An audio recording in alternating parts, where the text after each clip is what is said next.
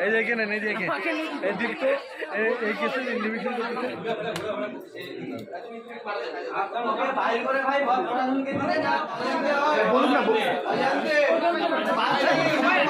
আরে ভাই বলুন তুমি কি জন্য করছো এটা বলো তুমি কি ভাই আত্মহত্যার কোনো কাজ নেই এই কাজ করি আমি বল কি হয়েছে আরে বড় বলছে এই যে ভিতরে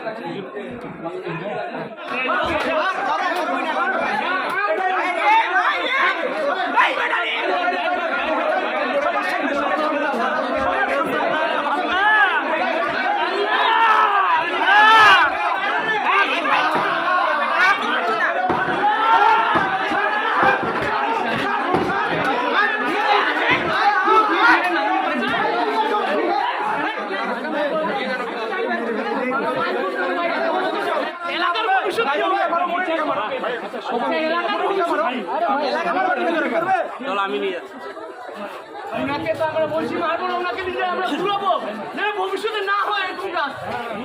কাজ ভবিষ্যতে না হয় সবাই মিলেই তো পিটাচ্ছে আমি তো টানে নিয়ে যাচ্ছি যে বাইর করবো আমি হ্যাঁ সবাই মারতেছে এই জন্য তো ভুল হচ্ছে ওকে মারা যাবে না ভাই ভাই একটা অকারেন্স ঘটে গেলে আপনি তখন আচ্ছা ওটা ফাঁসলে আমি বলবো আমাকে আমার একটা শিশু বাচ্চাকে নির্যাতন করা দরকার না একটা শিশু বাচ্চাকে নির্যাতন করা দরকার নেই ওকে আমরা মারতেছি সবাই মিলে মারতেছে বলে এই সমস্যা অনুষ্ঠান ছোট বাচ্চাদেরকে এর আমরা অভিভাবকরা দেই এই জন্য বাচ্চাদের যেন ইসলাম ধর্ম সঠিকভাবে গ্রহণ করতে পারে আর এইসব মাদ্রাসায় যদি এই ধরনের অকারণগুলো হয় তাহলে আমরা অভিভাবকগুলো বাচ্চাদেরকে পাঠাবো কোথায় তাই আমরা চাচ্ছি যে সুষ্ঠু বিচার হোক এবং আমার এই বিচারে কিছু হবে না একে জনগণের সামনে দিয়ে দেওয়া হোক যেন একে মেরে ফেলা হয় সবাই গার্জিয়ানরা মাদ্রাসায় ছেলে মেয়েদেরকে আরবি শিক্ষায় শিক্ষিত করার জন্য মাদ্রাসায় দিচ্ছে আবাসিকে দেওয়া হয়েছে আর এই হুজুররা যদি এই বাচ্চাদের উপর এই ধর্ষণের শিকার হয় ছোট বাচ্চারা তাহলে এদের দৃষ্টান্তমূলক বিচার চাই আমরা এবং এমন বিচার হোক যেন এইখান থেকে দৃষ্টান্তমূলক বিচার এটাই যেন এখান থেকে বাকি মাদ্রাসার শিক্ষকগুলা এখান থেকে শিক্ষা নেয় যে এরকম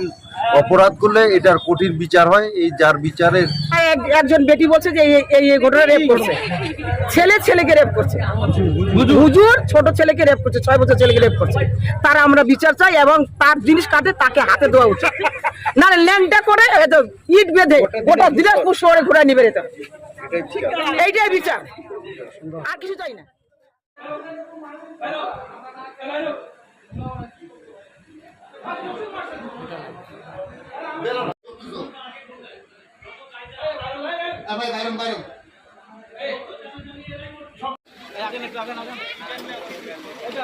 আরে হুজুর সরেন না আপনি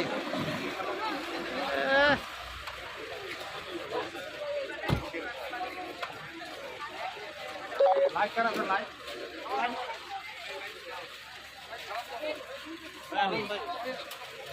বোন শোন না সামনে দেখে স্যার এদিক দিয়ে ঢুকেন স্যার এদিক দিয়ে যান স্যার জি স্যার যান স্যার চলে যান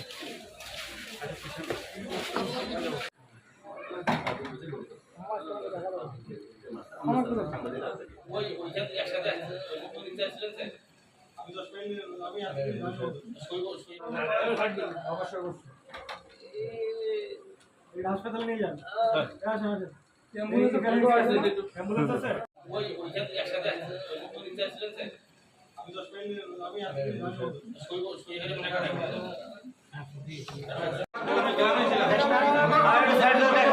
মিডিয়াকে দেখতে দাও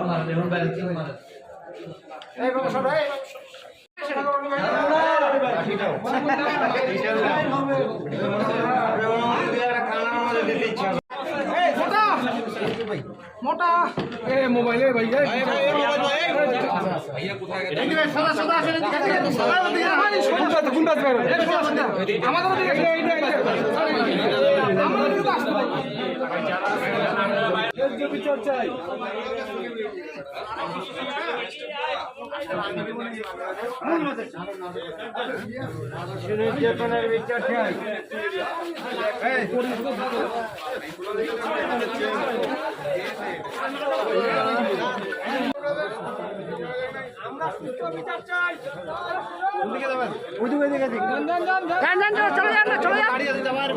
যাবে ছাড়েন না, যাবে কেন যেতে পারবে না।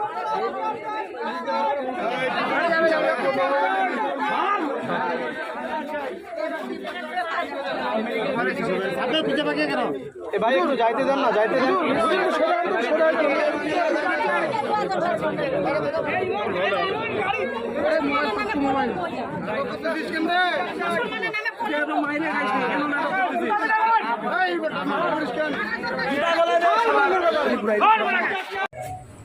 আমরা